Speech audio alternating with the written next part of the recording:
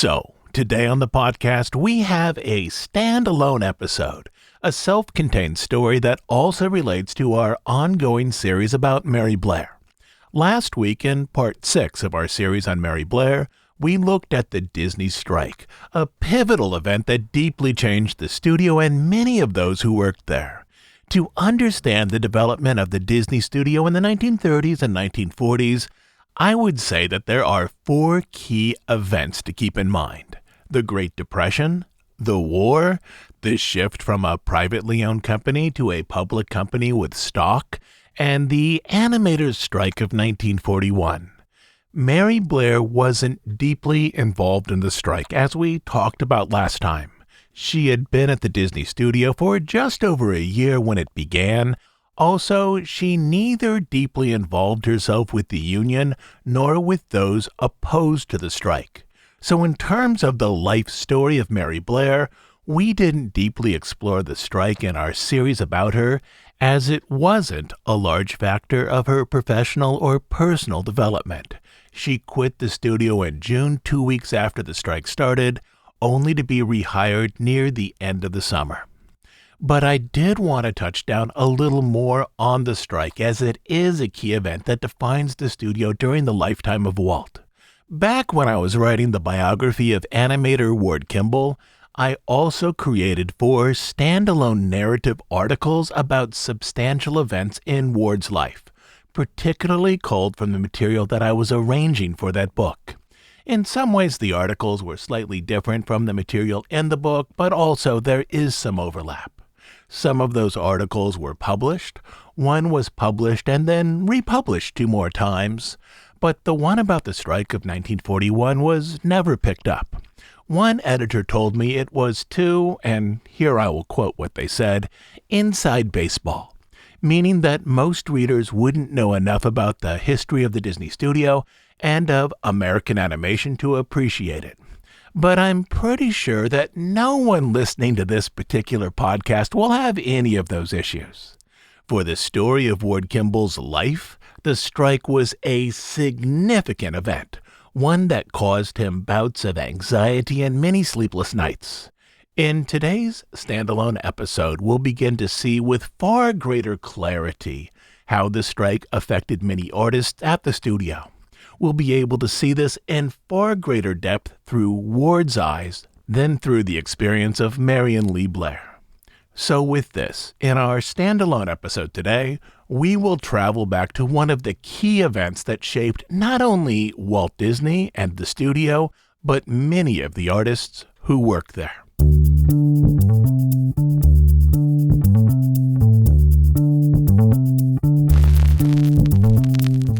In 1940, within months of its opening, the shortcomings of the new $2 million Disney studio were obvious to most employees. Though Walt Disney had wanted to create a workers' paradise by building a studio from scratch, a campus with a gym, a barber shop, a baseball diamond, and a cafeteria that offered room service, he had instead created a campus so large that artists felt isolated.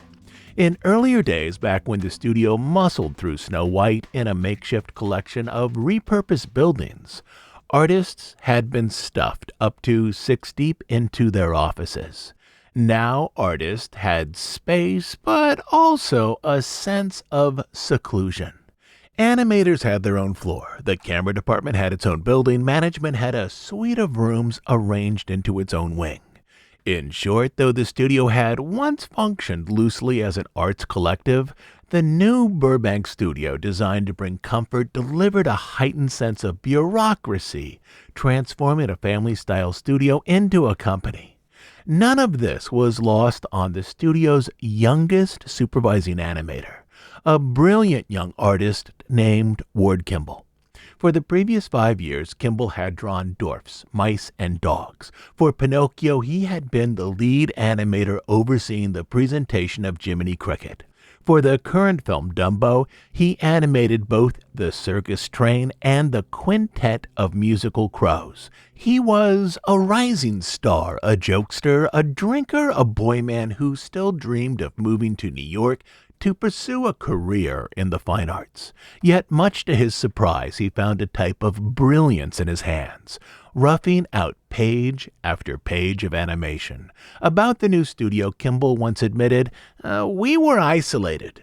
Yet he knew how to create strange little communities that brought people together despite the walls. One of his favorite diversions was to flutter out a tune on a tin flute with his assistant Walt Kelly providing accompaniment. They would play old-time songs like Georgia Camp Meeting and Darktown Strutter's Ball, usually in the tiled men's bathroom where the acoustics were wonderful. Walt Kelly would take one of the stalls and I would take the adjoining one, Kimball recalled. We'd just sit down and play duets. Everybody thought we were nuts. Sometimes other animators would come in and complain that Kimball and Kelly were monopolizing the John. "Well, all right, you guys," they would yell, "get your asses out and give somebody else a chance." But if the tunes were flowing, Kimball and Kelly would take their instruments over to the office of one of their friends, another supervising animator named Freddie Moore. Moore, quiet and reserved, was attracted to Kimball's manic energy and playfulness, even though he wasn't himself much of a musician. When presented with an instrument, "Oh, Jesus," Moore would say, "do I have to?" During slow afternoons, Kimball would take Moore down to the men's room, where he taught him how to play a small recorder, only to have Walt Kelly complain that they sounded like they were blowing into an empty toilet. Beyond music, Kimball and 4 or 5 assistants regularly, perhaps daily, passed gag drawings around the office. "For instance," Kimball explained, "if we played touch football during the noon hour, Walt Kelly would come back and do a drawing of our activities, but would make himself the coach. Because of all the hair on my chest, he would draw a gag drawing of me being expelled from the team for my tacky appearance." Another of Kimball's assistants, David Swift, fondly recalled the day on which he tried to drink a long line of chocolate sodas while cleaning up a scene. Swift ordered a chocolate soda from the commissary, which, once delivered, he finished in a few gulps, commenting to Ward, "It's the best thing I've ever had. I could drink 10 of them." Kimball, lifting his eyebrows with interest, said, "I'll buy that soda for you if you drink 10. With that, Kimball called up the commissary and ordered 9 more. When they arrived, all the animators in Kimball's unit gathered around as Swift attempted to drink them. Some animators in other units, such as Paul Murray, saw Ward as childish. Art Babbitt, one of the politically minded artists, once commented that Ward and Freddie simply haven't grown up yet. They have a high school slant on things. They haven't had any problems to face yet. A studio manager named Ben Sharpstein, upon finding Kimball strolling aimlessly through the studio, once snapped, "How do you ever get any work done, Ward? You're always walking around the halls." Yet Kimball's scenes were always done on time and done well. Moreover, though his methods were juvenile and short-sighted, he was doing his best to create a type of prankster happiness inside his animation unit, a bubble of good cheer that protected himself, his friends, and his assistants from the unrest elsewhere on the lot. For the remainder of 1940, animators watched as the discontent continued to swell, spilling over into lunchroom conversations and short discussions out on the baseball field. Artists, especially those recently hired, were upset with low wages. Mid-level artists wanted screen credit for their work and opportunities to take on more challenging assignments. Longtime artists felt cut off from Walt, believing that their creative ideas were now kept at a distance from management. By 1941, the movement had shape and definition. A relatively new union, the Screen Cartoon Guild, sought to unionize all animation artists into a system of collective bargaining. Though they hoped to organize all studios, from the start their largest target was Disney. Once they organized Disney, they believed it would be easy to organize animators at any holdout outfit such as Hearst or MGM. It's Very hard for people to understand the movement in hindsight, Kimball later explained. Never before in the history of animation had there been any serious attempt at union organizing. For much of January, the Screen Cartoon Guild held regular meetings at the Hollywood Roosevelt Hotel to develop a list of labor concerns. In February, they elected 4 Disney artists to its board of officers: Art Babbitt, chairman; Phyllis Lamberson, vice chairman; Dave Hilberman, secretary; and Tom Armstrong, treasurer, which put Disney on notice as a prime target for a workplace action. Through press releases, the Guild publicized an image of the Disney studio in which some artists, mostly in-betweeners and assistants, the lowest level of animators, weren't fully appreciated. This attitude is that we are each very lucky, Guild leaflets announced, to be working for Walt Disney, that we are each lucky to have an opportunity to work on the best that is being done in our field, but that no one of us is necessary, no one is essential to Walt, and if at any time we don't like it, we're at liberty to go elsewhere. Through union discussions, younger artists were encouraged to view the studio as having strong class distinctions. New artists performed routine, dull tasks, while older artists experimented creatively with animation. New artists received low wages, often $20 to $25 per week, while the most senior artists received substantially larger pay packets, $200 to $250 per week. New employees even cast a critical eye on the comfortable amenities at the new studio, saying, "I'd rather have mine in cash." During the first week of February, Walt sent a memo to his employees to explain that since the previous spring, when many European film distribution markets had closed due to the war, the studio had fallen on hard times, and that he was unable to increase wages. Moreover, to keep the studio solvent, artists would need to produce more work more quickly to meet production deadlines. The memo did little to raise morale. The following Monday and Tuesday, he called 2 meetings to address the entire studio.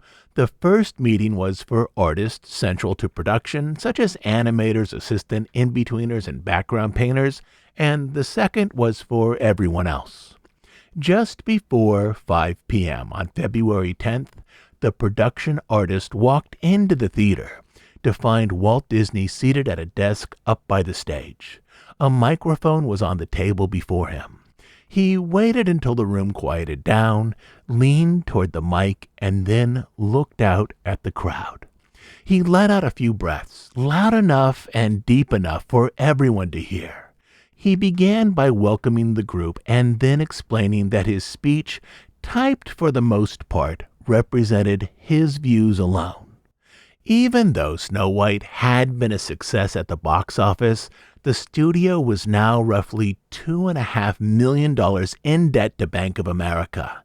The war in Europe has depreciated our markets approximately 10%, he explained. That wasn't so bad until Hitler started his blitzkrieging, and then the foreign market completely disappeared. This contributed greatly to Pinocchio losing money. As he spoke, his voice was breathy and anxious. Some sentences he had difficulty completing. He explained that he had done his best to keep as many people employed as possible without significant pay cuts. "I want to tell you fellows," he added, "that I have never worked harder in my whole life than I have this last year. I would also like to state that the first people to be cut in this organization at that time were Roy and I. We each voluntarily took a 75% cut. There was one thing uppermost in my mind while trying to solve this problem, and that was I did not want to spread panic among the employees." But the centerpiece of his argument was clear. The studio would take care of its own. Eventually, probably after foreign markets reopened, artists would be awarded promotions and raises based on their work. He reminded his audience that they still received training, vacation time, and paid sick leave. Repeatedly, Walt recognized the legal right of his employees to organize, but he said the studio was headed for tough times. Everyone needed to work together. To sum it up, he concluded, I would like to repeat again that the best security any man can have is a strong, self-sufficient organization that can perpetuate itself. That night, Ward Kimball walked out of the theater around 6 p.m. As twilight was darkening the foothills, Kimball himself felt the speech was inspiring and focused on the shared sacrifice necessary to maintain an animation studio during hard times. But Kimball also knew that he was in a position of privilege. He made $250 a week, while the in-betweeners made about $20 a week, and the inkers and painters made even less. He was also attuned to social networks and understood the factions around him, particularly the position of new employees, most of them guild members who publicly called Walt's speech a sob story. For the most part, Kimball wanted to distance himself from strife. He wanted to occupy the camaraderie of the old studio. Presently, the guild was trying to organize animators, assistant animators, in-betweeners, checkers, layout artists, and background painters into the union. As Kimball was a supervising animator, he was technically outside this discussion. He was both an artist and a manager. Kimball's lead assistants, David Swift and Walt Kelly, weren't particularly interested in guild activities, which helped Kimball's unit exist in a bubble outside of political anxieties. In this, then, at least for now, Kimball's desire to discount the strife was bolstered by his role and his position at the studio. Even when union chairman and supervising animator Art Babbitt dropped by his office to talk up the guild, Kimball wanted nothing to do with it. He was so bothered that labor organizing was happening inside his office and disrupting his assistants that he, along with Freddie Moore, complained to casting manager Hal Adelquist that Babbitt was spending a great deal of time in their rooms talking about the union. But for Kimball, the most effective way to ignore the trouble was to throw himself into one of his many hobbies. At home, he loved to paint and still had ambitions to one day move to New York and pursue a career as an illustrator and a fine artist. In his 2-acre backyard, he had 300 feet of railroad track on which sat a retired steam locomotive and one coach car, both of which he was restoring. When frustrated, he took big band records to the studio, where he and a couple other amateur musicians could listen to them for hours. But for the past 2 years, one of his favorite ways to spend time was with his daughter, teaching her to draw. Beyond this, his wife Betty was pregnant with their second child, due in June. None of these things, however, nullified Kimball's longing for the pleasures of the old studio. In the days after Walt's presentation, studio management took steps to ensure that the next 2 features would be released by the end of the year, hopefully moving the studio closer to solvency. For summer, the studio planned to release The Reluctant Dragon, a film cobbled together from shorts and a live-action tour of the new Disney studio in Burbank. For Christmas, the studio planned to release Dumbo. On March 13th, Kimball received an inter-office communication from Ben Sharpstein urging him and his unit to increase their output to at least 40 feet of animation, about 27 seconds per week, to keep the production on schedule. During the same week, union organizers handed out leaflets at studio gates claiming that the Disney brothers were keeping too much of the earnings for themselves and were not interested in the struggles of the common employees.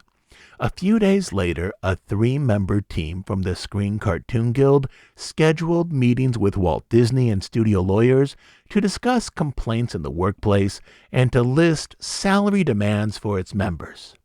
In an April 3rd newsletter to Disney employees, the Guild announced that the union issue at the studio is rapidly coming to a head, and informed its members that they believed they now had membership large enough to claim a representation of the artist personnel at the studio. For the rest of the day, rumors circulated that the Guild would soon call a strike, mostly over wages that affected in-betweeners, assistant animators, inkers, and painters. Walt himself was likely unaware of these rumors, as he was hosting VIP guests at the studio, people associated with National Defense in America and the National Film Board of Canada. He was looking for new funding streams to support his studio and believed the answer might be found in educational productions, films for both the Canadian government already at war and the U.S. government, which was ramping up its military training program through a peacetime draft. In short, he thought this expanding market might help save his animation studio from bankruptcy. The following morning, studio lawyer Gunther Lessing, acting as Walt's representative, let employees know that there has been no evidence received by the Disney management to support the gossip about a strike supposedly scheduled for Monday, April 7th. As the events played out between the Guild and Disney, Kimball did his best to stay out of it. He remained in his office focused on the crow sequence in Dumbo, which proved more difficult than expected. At home he painted, he worked on his railroad, he spent time with his family, and he did his best to ignore studio politics. For the most part, his sympathies went out to Walt, a man who likely didn't grasp all of the political forces moving around and through his studio. Later, Kimball would say, "I knew the studio was on the financial rocks," but that knowledge did little to change the course of future events. Relief for Kimball and his unit came in an unexpected form. Sterling Silliphant, head of studio publicity, asked Kimball to participate in weekend chalk talks around the city. The basic idea was simple. The studio would soon release The Reluctant Dragon, a film primarily about the production of animation, to 150 theaters nationwide, including about a dozen in Los Angeles. To increase the public's interest in the art form, Silliphant wanted Kimball and Freddie Moore to give drawing demonstrations at local theaters. One of Kimball's assistants, the sharp-tongued Walt Kelly, would play master of ceremonies. As Saturdays were a regular workday, the assignment intrigued Kimball, if for no other reason because it would take him off the lot. That Saturday, Ward loaded up his car with art supplies and drove Moore and Kelly to the Blue Evening Bar. Even though they weren't at the studio, a feeling of tension and anxiety hovered around them. They drank bourbon until they were stoned on booze. Then Kimball went over the rules. We told Kelly that if any of these little bastards want us to draw Snow White, steer them away because she's very hard to draw. We only draw the duck, the goof, and Mickey. In his journal, Ward would later write, "We could hardly navigate when we left for the Stadium Theater." After a Donald Duck short, Ward and Freddie took to the theater stage with large boards using thick pieces of chalk to draw characters that could be seen by the audience. Freddie, so tipsy he was swaying, was dressed in his sloppy, slightly oversized studio clothes. Ward, a little bleary, wore a striped engineer's cap and overalls. Kelly, the only one to wear a tie, handled the mic. "I did the drawings on big easels," Kimball remembers, "for all the screaming kids who were yelling things like, 'Draw Donald the Duck! Draw Snow White!'" Walt Kelly simply pretended to mishear and said, "Gentlemen, we have another request to draw Donald the Duck."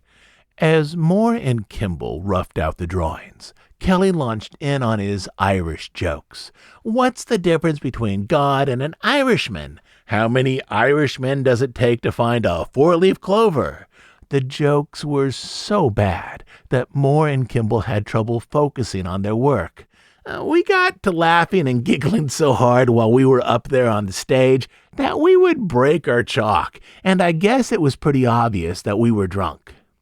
At one point, for added humor, Kelly started to insult his fellow artists, particularly Kimball. With his watery, happy eyes, Kelly looked out at the audience, 1,000 or so kids, and said, "I suppose you are all wondering why Mr. Kimball here is wearing a railroad hat." The kids, confused, had no idea what he was talking about.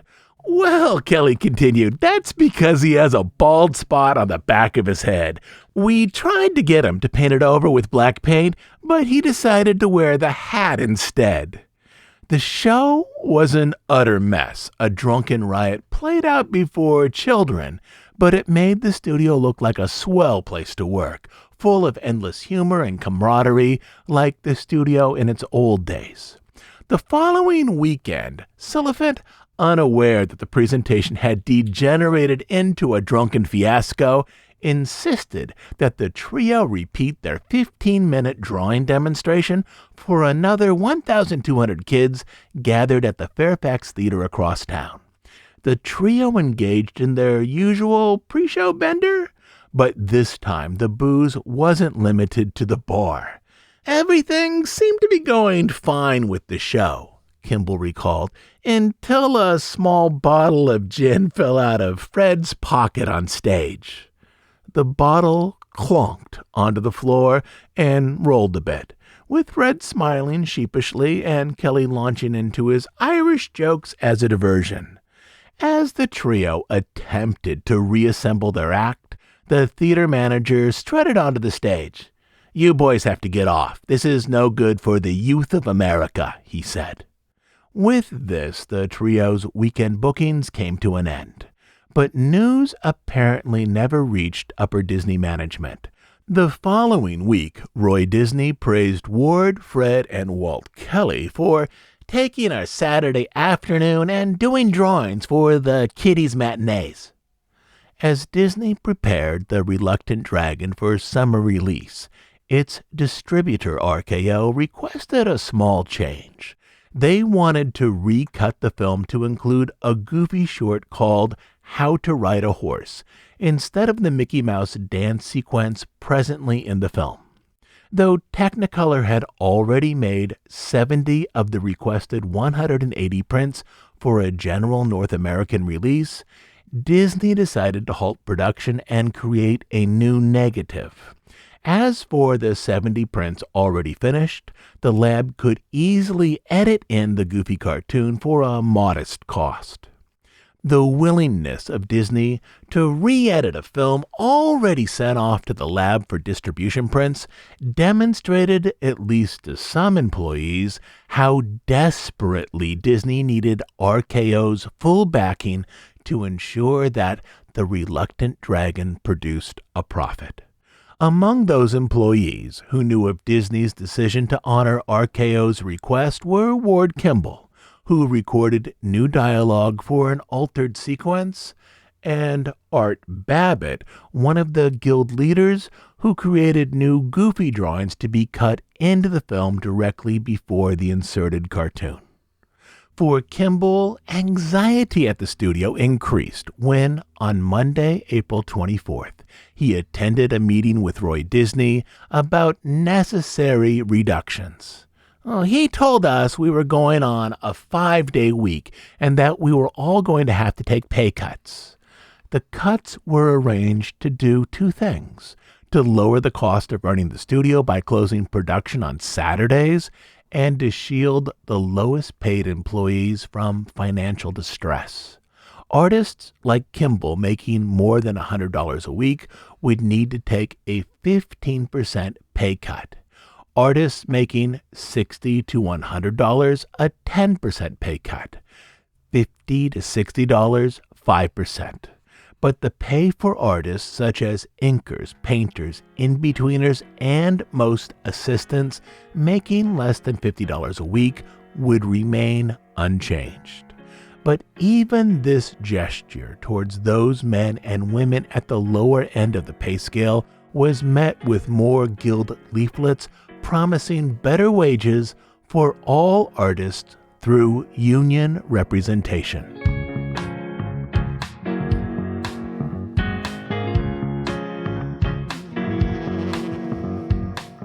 By the second week of May, the Screen Cartoon Guild, now affiliated with the AFL, believed a majority of Disney artists would support their union. Over multiple meetings, usually at the Hollywood Roosevelt Hotel, they strategized on how to become the collective bargaining representative for almost all Disney artists. On the night of May 23rd, a Friday, the Cartoon Guild met to discuss its options. Some members believed the Guild should pursue a strike as the studio seemed intent on ignoring their concerns, but other artists felt that a complete work stoppage was premature. They believed the Guild should continue its attempts to work with Disney, even though a significant number of union members were starting to believe that Walt would never willingly recognize them. The meeting ended with a resolution that a small committee would meet with Walt the following Monday and report back to the full membership later that night during their 8 p.m. General Assembly. But on Monday, the Guild committee learned that Walt was weary of endless union discussions. He was occupied preparing materials for The Reluctant Dragon's release. He was also in the early stages of coordinating a South American research trip for himself, his wife, and a handful of Disney employees. According to Guild documents, Walt refused to meet with the union, claiming that he was too busy. Sensing trouble, a small group of non-union artists decided to formally join the union, simply so they could vote against the strike if the motion were raised. That night, disgruntled artists and union organizers, along with a few newly minted pro-studio union members, met at the Hollywood Roosevelt Hotel to discuss the issue. Artist after artist spoke about the need to collectively organize under a fair contract, one that would better protect younger employees. Late in the evening, after many voiced passionate opinions, the union put forward a strike vote. The proposal passed by an almost unanimous majority. According to meeting records, only 4 hands were raised against it. The news quickly moved by telephone from house to house until almost everyone knew that a union strike would begin in 2 days. The following morning, Walt gathered his employees once again into the theater to explain that the studio would remain open during the strike and production would continue on films, particularly Dumbo. Full and adequate protection will be given to those who wish to continue working, Walt said. We have received assurances from the authorities that there will be protection against disorder. Walt said that he supported employees' rights to organize, but he promised that the studio would supplement police protection, meaning that they would hire private security if necessary to protect anyone wishing to come in to work. Walt personally felt that most of his artists didn't care much for the AFL-related union, so he told them, "You are free to join whatever organization you wish, and we will recognize the properly authenticated majority as the bargaining agent." Many of the gathered employees applauded. For the rest of the day, no one at the studio did any work. Men and women sat in their offices, some left, some quietly planned for the strike. Walt Kelly, unwilling to join the strike and also unwilling to oppose it, announced that he would go on vacation simply to avoid the whole mess. As Kimball looked around the animation building, he saw the looming problem. Half of the assistant animators would not come in during the strike, and most all of the in-betweeners would be out as well. But he himself was offered an easy way to avoid voicing an opinion about the labor action, supervising animators were still considered management and therefore not eligible to join the guild. As Kimball prepared to leave work for the day, he learned that Disney had fired the chairman of the Cartoon Guild, Art Babbitt, along with a few other artists for their union activities and for organizing the strike while on company time. Specifically, Babbitt was told that his conduct has seriously disturbed the morale of the employees and has seriously interrupted and disturbed production operations.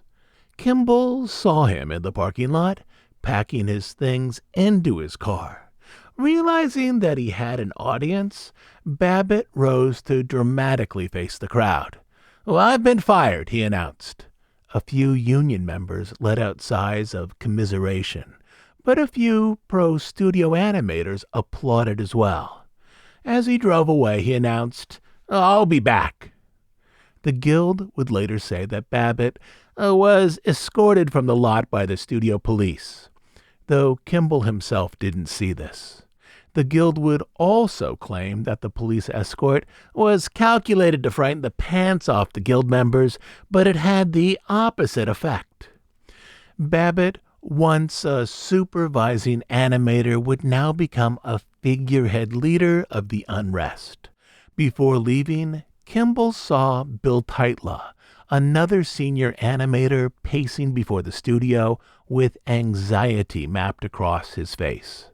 Kimball learned that in sympathy with the younger artist and with Babbitt, Teitla had joined the union, even though he too was a supervising animator and outside of the guild's jurisdiction.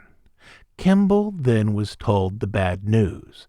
The guild was planning to have a second vote later that night to decide if supervising animators would be required to join the union. As he left the studio, Kimball found just outside the gates AFL promoters handing out strike flyers. Disney employees were advised that any union-eligible artist who crossed that picket line would receive a number of fines. They would be fined $100 for insubordination. They would be fined the exact amount of the salary they collected on any day during the strike on which they worked. They would also be fined an additional $5 per day strike penalty for not participating on the picket line. In his journal, Kimball later wrote, "Went home and worried. Listened to Franklin Roosevelt on the radio." The broadcast heard by Kimball featured President Roosevelt on the USS Potomac, explaining how the war in Europe also posed a threat to America's freedoms. With this, Kimball felt the world closing in on him. His country was inching toward war. His studio was engulfed in a strike. In a real way, Kimball was learning that the happiest place for him to be was at home, with his family and with his train that he was still working to restore. There was no point in staying up late to learn news about a guild vote on supervising animators. Kimball knew that any divisive vote would be held late at night, probably after 11 p.m., once working artists like him were home and asleep, leaving only die-hard guild members to decide important union matters by themselves. "Sat and worried till bedtime," he wrote. Then he tried to get some sleep. The following morning, he woke up with nervous tremors running through his toes. He called his friend Bill Teitla to learn the outcome of that vote. The vote was clear. Supervising animators were eligible to be members of the guild and therefore subject to the terms of the strike. That old good time feel of Kimball's life was finally now falling away. He was spending most of the money he was making. His wife was also 8 months pregnant with their second child. "What to do now?" he wrote in his journal. "Go through with it? Shall I go back to work?" In the early morning hours, guild members began to gather at the studio long before the first wave of working animators arrived. The guild's plan was to swell the strike line between 6 a.m. and 9 a.m., then again in the evening. By dawn, the strike was building, with a firm picket line arranged around both the upper and lower gates. Union members carried elaborate picket signs that featured Disney cartoon characters. A sign featuring Pinocchio proudly announced, "There are no strings on me." Another featured a disgruntled Mickey Mouse proclaiming, "It's up to Walt to call a halt." Many signs featured an angry Donald Duck squawking in protest. Over a PA system, strike leaders issued their demands: better pay, increased screen credit, and jobs for union activists recently fired. To one reporter guild lawyer, George Bodle explained, "Unless the Screen Cartoonist Guild is recognized, the picket lines will be established in front of every theater showing Disney films." Without the union's demands met, strike leaders predicted that their activity would turn the studio into a dust bowl. Most of the strikers were relatively new employees, the lowest paid. Some union members brought their families, further increasing their numbers out on the street. In a display of solidarity, perhaps a coerced solidarity, Disney strikers were joined by animators who worked on Looney Tunes, later assimilated into Warner Brothers, as their studio had already been unionized. Lastly, strikers were joined by members of other AFL craft guilds, such as the Plasterers and Electricians unions. One Disney artist went so far as to say, very few of the people on the picket line had worked at the studio, which was likely an exaggeration of the truth. Regardless, the final tally of strike participants was roughly 500, a virtual wall of people.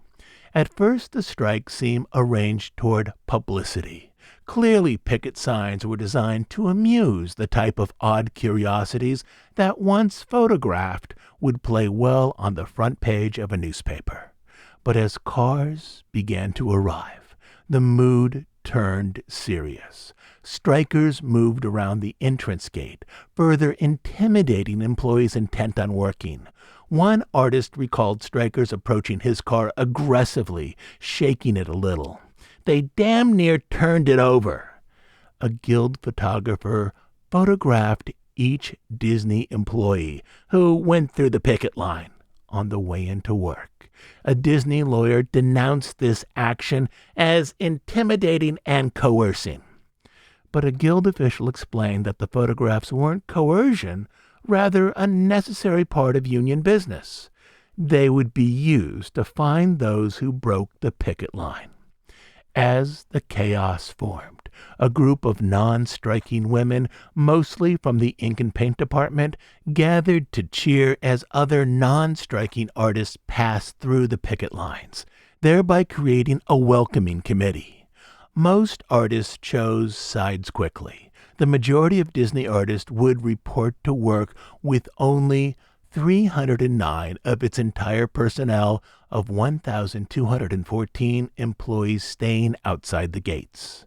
Around 8:15 that morning, Kimball left his house in the foothills. As part of a two-person carpool, he drove quietly down into the valley, arriving in Burbank just before 9 o'clock. He believed he would likely go to work, but when he saw the massive picket line that circled the studio, he began to doubt his resolve. Hundreds of people, many of them friends, stood before the entrance gate. Along with the strikers were press photographers and a couple of people holding 16mm cameras. One artist, situated on the hill with a portable easel, absurdly tried to paint a landscape of the event. From inside the protection of his car, Kimball thought he might view the strike as a distant piece of drama, trouble that didn't primarily affect him. But then the union members spotted him. From the picket line and from the PA system, they called out his name. "Hey, Kimball, you better not go inside," they yelled. "Come on out, help us out. Join the picket line, brother." Unsure what to do, Kimball laughed, trying to make a joke of it. He told them the strike was very colorful. But people on the line didn't see the humor in it. Instead, they told him for a better show, check out the other gate. Everybody was way up to the sides, Kimball recalled. They had music playing and speakers. Cars stopped all the way along Buena Vista Street. The guys were pouring their individual speeches into the ears of those on the fence. I was struck with the magnitude of it all. Just up the street, he parked his station wagon, then walked back to talk with the strikers, stopping every 10 yards to listen to another man give his stump speech. I was worried plenty, he said. They handed me a mimeographed copy of the results of the vote on the supervisors last night. Like it or not, supervising animators were now part of the union. I would, if I passed through the picket line, be fined, they told me. I would be fined for the salary I make, for the length of time working, and $5 a day and $100 for insubordination, believe it or not. Around him moved hundreds of strikers, a carnival of discontent. A group of 10 strikers carried an enormous multi-part sign on which an image of Walt rose like a dragon, with the caption reading, "The reluctant Disney, reluctant to raise wages." One woman with her hair beautifully done, her eyes covered with cat-like glasses, carried a sign that proclaimed, "One genius against 1,200 guinea pigs." At the main gate, men again called out, "Don't go in, Kimball." Ward was unprepared for the moment. Their desperation and quiet discontent, previously hidden behind expressions of civility, was now on full display. In the center of this activity, he located Art Babbitt, who until recently had also been a supervising animator. Now he was the leading spokesperson of the strike. Babbitt pleaded his case that salaries weren't equitable, that artists deserved better compensation and formal screen credit for their work, and that management, particularly the Disney lawyers, had bullied artists. I felt terrible, Kimball recalled. Friends on the inside waving me to come in. Friends on the outside telling me to stay out. Jesus, I was on the spot. Kimball told Babbitt that all of this had happened suddenly, particularly with regards to the vote on supervising animators, and that he wanted to go inside and talk with some people. Babbitt thought this was okay. Alone now, Kimball pushed through the line, through the gates, and walked, head slightly lowered, toward the animation building. Once there, he found men nervously looking out at the picket lines. Directors, particularly those working on Dumbo, were planning out a strategy to finish the film, even though the studio was missing many in-betweeners, inkers, and painters. That is, those artists essential for the final stages of animation production. He also found all of the supervising animators in their offices, except for Art Babbitt and Bill Teitla. Despite the late-night guild vote, the other supervising animators had little difficulty throwing their lot in with Walt. They understood Walt's position concerning raises. If finances improved, Walt wanted to reward people for their superior work rather than to have salaries tied to a simple job title. For a half hour, Norm Ferguson argued with Kimball about the importance of keeping the studio open. If Dumbo wasn't released before Christmas, the studio might very well go under, with Bank of America foreclosing on everyone. "How the hell can Walt run the studio without us?" Fergie said. "Any agreement made will finally have to involve protection for you guys, or Walt won't sign it. So stay and receive your salary." Though Kimball was still unconvinced, unsure of the best path forward, Fergie's words made sense to him. He knew this strange streak of loyalty existed in Walt. If nothing else, Walt was trustworthy. He would never let down men who were true to him, particularly those longtime animators who had been with him for years. If we were blackballed for staying on, Kimball surmised, he wouldn't open the studio. He was that kind of person. In the coming weeks, the Guild would form flying squads to picket evening performances of local theaters that featured Disney material, most of them holding signs that announced Disney is unfair. Guild members would pressure unionized papers to drop Disney comic strips. Most damaging, they would convince AFL-affiliated lab workers at Technicolor, the only lab that could process Disney films, to stop creating prints of The Reluctant Dragon for its June release. But on that first day, as picketers swelled with anger, as police moved in to manage the situation, Kimball remained inside the animation building, looking out at the mob with disbelief. Something was broken now, something that might not ever be fixed. The pervasive camaraderie of the old studio was completely gone, replaced by discontent. The artist collective that once produced animation during the Depression was now a formal company filled with bureaucratic ambitions and political agendas. For years, Kimball had thought of himself as being somewhere between a free artist and an employee, between a manager and a regular animator. He had once thought of himself as a serious artist, a bohemian who had dreams of moving to New York. One of the great personal costs of the strike, as far as he was concerned, was how it made him choose a side, define what was most important to him. This much he believed. Lots of employees on the outside were scared stiff. They wanted to come to work, but they're afraid. At lunch that day, most of the men avoided the main commissary, as it overlooked the road and therefore the picket line. Instead, they ate in the women's tea room, as it was far from the gate. Walt was there too, looking happy, or as happy as he could look under such circumstances.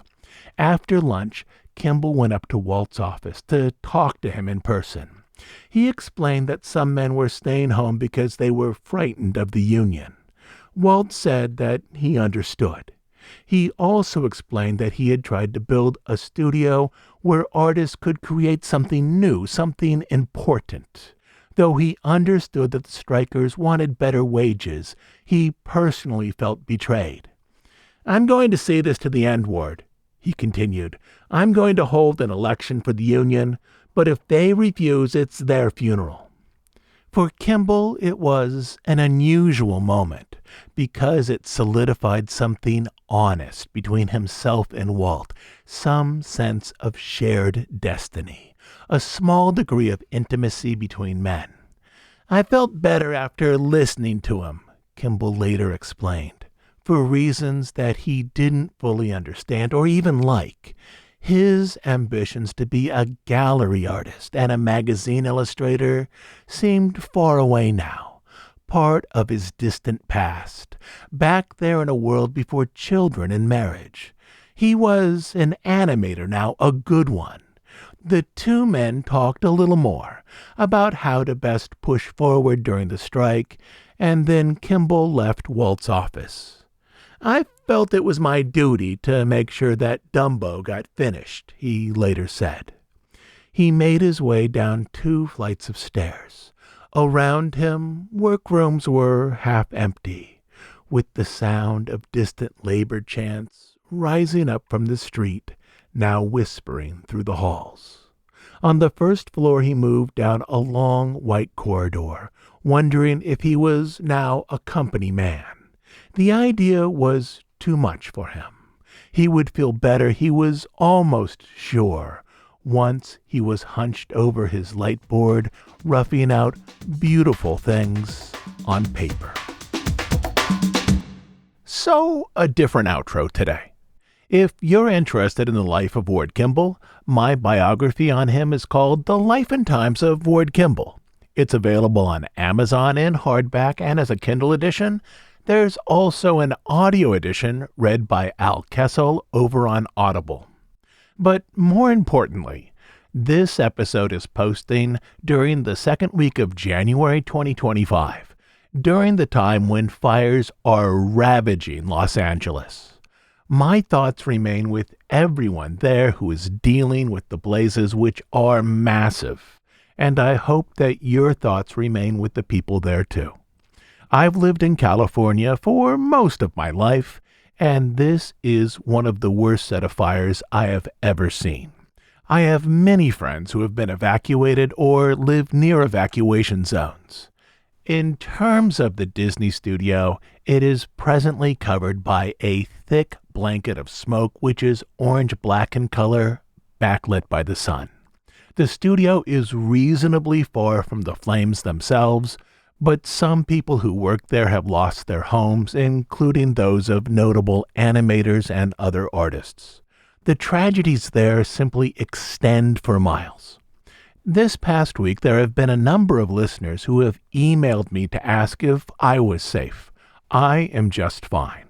Though at one point many years ago, I lived in Orange County, not far from Los Angeles and Disneyland, I've lived for years about 140 miles north of Los Angeles, so the fires are very far from me.